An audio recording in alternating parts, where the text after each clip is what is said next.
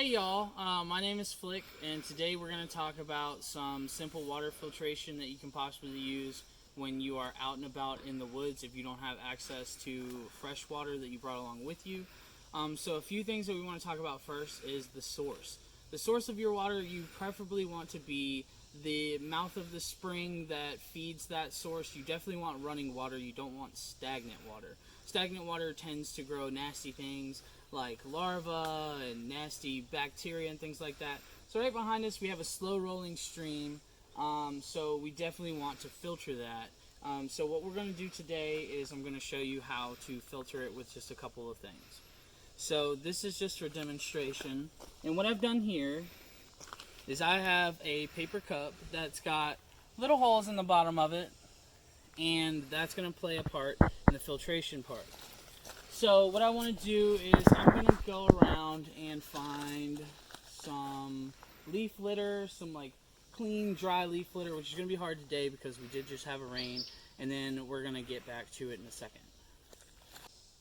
So I've got some leaves here. I tried to pick some drier, not so dirty leaves, and it's going to seem weird, but we're just going to put it directly into our cup, and then we're going to get rocks. That's the next part that we need. So what I'm going to do with these rocks first is I'm actually going to rinse them off because they are easier to rinse off. So I'm just going to not fall in here and just stick them down in there, kind of get them rinsed off. And then they go right on top of our leaves. So they're just in the cup, rocks on top of leaves, and then now we'll go.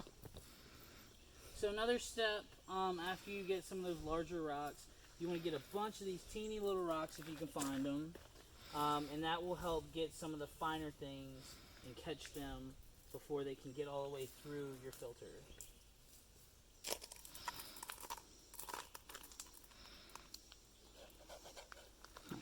So there's the water.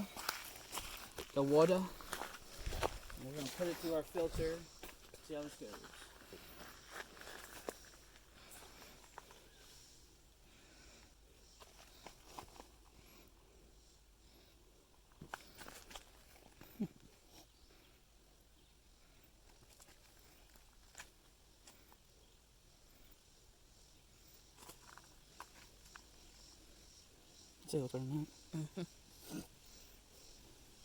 So that's going to take a long time, but you get the idea. It takes a while to filter through, but that is what we're getting out of our filter. This is what we started with, so I'd say that's a success.